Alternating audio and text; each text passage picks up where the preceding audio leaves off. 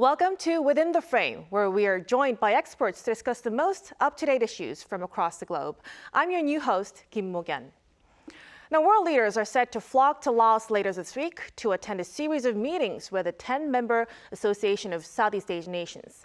It will be a remarkable opportunity for South Korea, too, as this year marks the 35th anniversary of the South Korea-ASEAN Dialogue Partnership.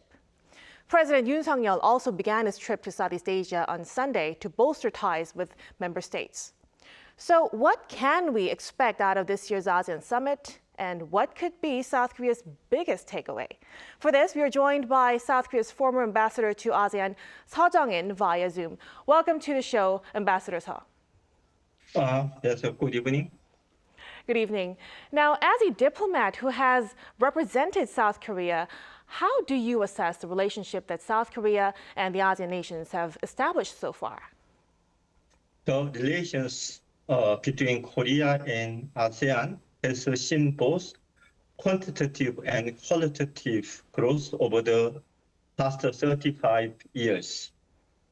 Korea was the first dialogue partner with when the ASEAN introduced sectoral dialogue partnership in 1989 and was elevated to the full dialogue partnership 2 years later.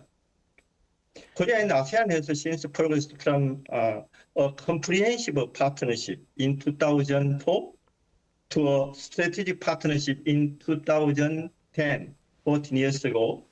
This year, under our chairmanship of ASEAN, Korea will establish a comprehensive strategic partner, so-called GSP, which is the highest level of the dialogue partnership ASEAN offers. During this period, Korea has hosted 3 special summit meetings with the ASEAN outside of the ASEAN region. In fact, among the 11 dialogue partners, Korea was the first to hold a third special summit in 2019 in Busan. The deepening of Korea-ASEAN relations, despite Korea being a relatively new dialogue partner compared to the countries such as the United States and Japan and Australia, can be attributed to the mutually beneficial relationship between the two sides. As mentioned by Kim Tae-ho, the first deputy director of the National Security Office, during the last weekend briefing, the establishment of CSP will serve as a milestone for the expanding Korea-ASEAN cooperation across all the fields. Right, so there's much to look forward in the future. Now, as we were saying, South Korea and the ASEAN member states have been cooperating in a variety of fields, including foreign relations, security, economy, and culture. Let's first touch upon the economic side of things. How is the situation in terms of trade? In 1990s, Korea-ASEAN trade amount only 10 billion US dollars. But by 2022, 2 years ago, it has grown 20-fold times to the 200 billion US dollars. This is ASEAN. This means ASEAN is Korea's second largest trade partner. During the same period, investment increased 34 times, and the number of Korean companies investing in Southeast Asia grew by 133 times. It's a huge development in economic side. Right, so alongside South Korea, the US and China and also Japan have also increasingly been working to deepen their partnerships with the ASEAN market. Ambassador, what kind of economic potential do ASEAN countries have? Yes, actually there are lots of potential, but just for the limited time, I will just share with you 3 key aspects to ASEAN's economic potential. First is its rapid growth rate. According to a very recent report by a prominent consulting firm, ASEAN is expected to overtake China with a 5.1% annual economic growth rate over the next decade from the 2024-2034. Second is the demographic dividend and the abundant natural resources. ASEAN has a population of the 670 million with an average age between 30s, allowing it to enjoy a demographic dividend for the next 20 years. Additionally, ASEAN has a significant mineral resources of nickel and cobalt, critical material for the electronic vehicle and the post-industrial revolutions sectors. These factors make Southeast Asia both a vital production base and the consumer market. Third is a strong production candidate for the China plus one policy. Many multinational companies in China are moving their production base to the Southeast Asian countries, including Vietnam and Indonesia. As part as the U.S.-China geopolitical competition persists, I think it will. The importance of ASEAN will increase. Right. So you've mentioned fast growth, demographic, and geopolitical advantages. Now, Ambassador, currently we are living in an increasingly polarized world. How important is cooperation between South Korea and ASEAN especially for the security of the Korean Peninsula and also the region? ASEAN has adopted a very neutral stance in its foreign policy, embracing both the U.S. and China without taking side. Furthermore, ASEAN recognized that security and peace on the Korean Peninsula are closely linked to the ASEAN's peace and prosperity. ASEAN has consistently supported denuclearization on the Korean Peninsula.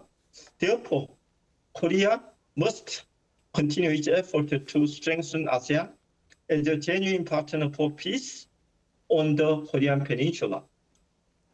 Right. And meanwhile, ASEAN has maintained the so-called strategic ambiguity amid a tug of war between world powers. Are there any signs of possible changes in this policy? As you know, ASEAN composed of 10 small and medium nations, except for Indonesia. But ASEAN has historically maintained strategic ambiguity, shaped by its long experience of colonial rule. This approach is unlikely to change in the near future. During the Cold War, ASEAN embraced the non-alignment policy, and in today's geopolitical landscape, ASEAN continued to refrain from taking sides between the U.S. and China. Now, ASEAN is a key member of Global South, modern version of non-alignment, I think. Yes. Right. So given this new kind of trend, can you also tell us about some possible challenges that South Korea might face in building a sustainable partnership with the ASEAN?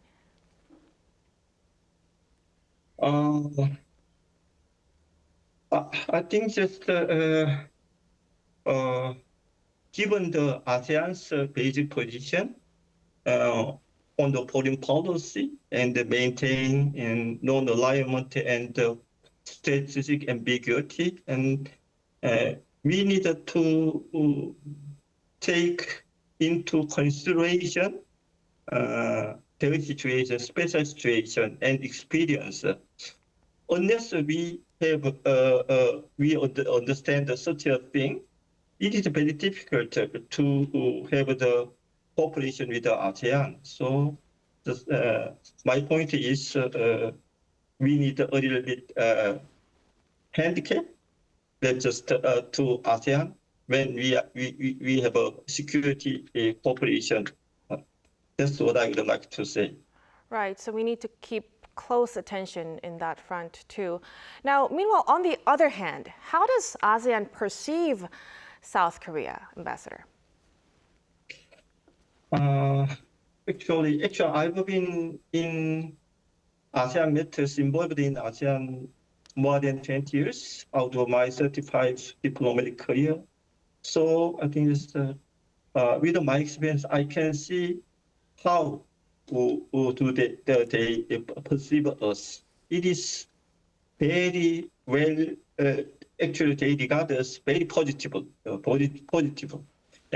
But also, according to the 2024 survey by the Yoon Suk-yeol Institute in Singapore, this is one of the prestigious institutes regarding the ASEAN and Southeast Asia. Korea was ranked as the fifth, number 5 most influential strategic dialogue partner to ASEAN, following China, the US, and Japan and the EU. And this ranking ahead of countries like India and Australia and the UK.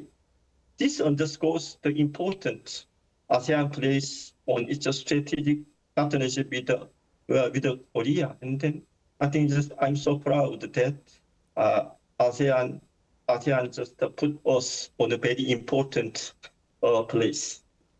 Right, the 5th most influential dialogue partner. That's a very positive impression indeed. Now, staying with a positive note, the popularity of Hallyu is, especially K-pop and K-beauty, has continued strong growth in the ASEAN region. How do you gauge the influence of Hallyu in Seoul-ASEAN relations going forward? In the past, ASEAN diplomacy was mainly top-down, controlled by the political leaders. While this is still somehow true today, we are seeing an increasing role of the civil society and the cultural influence in the region. The popularity of Hallyu, so-called K-wave, has elevated Korea's standing in ASEAN. As the ASEAN nations continue transitioning toward democracy, public opinion will become even more important. The promotion of Korean culture and the public diplomacy will play a major role in advancing Korea-ASEAN relations. Additionally, mutual cultural exchange should be encouraged, including the promotion of the South Asian culture in Korea. In this regard, I think Korea-ASEAN Center in Seoul and the ASEAN Culture House in Busan are the right platform. Right, so we should make the most of Hallyu in engaging and bolstering more relations. Ambassador, in a few days from now, the South Korea-ASEAN summit is set to kick off. First, what could top the discussion agenda, do you think? Actually, this forthcoming in ASEAN summit reminded me of my good memory when I attended that summit in 2016 as an ambassador to ASEAN. So I think that this is very meaningful to me as well. This year's summit theme is connectivity. And then connectivity means building bridge, and then building bridge, building airport, building port, so-called physical infrastructure, and the resilience, which is particularly relevant in today's world, where multi crises such as health, climate, and supply chain disruptions have become the normal. Korea and ASEAN will also elevate their relations to a comprehensive strategic partnership, a move that signifies Korea become ASEAN's top partner. Right, so many say the key will be the elevation to the comprehensive strategic partnership.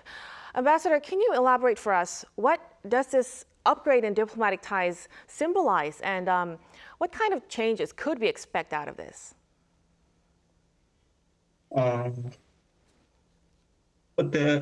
When just you are given the highest status of comprehensive strategic partnership, there will be high expectation on the part of ASEAN. Also, by us, actually, we needed to pay attention to ASEAN's need and ASEAN demand. Given the growing economic importance between Korea and ASEAN, I think just we have a lot of things to share with the ASEAN, our experience and know-how. So could this, yes. Yes, please. So you mean this latest escalation to a strategic partnership could promise some kind of deeper cooperation between Korea and ASEAN nations, right? Yes. Right. And currently, the incumbent Yoon Suk-yeol's administration is pushing through with a new policy, the Korea-ASEAN Solidarity Initiative. Ambassador, how should South Korea's strategy toward the ASEAN be shaped going forward?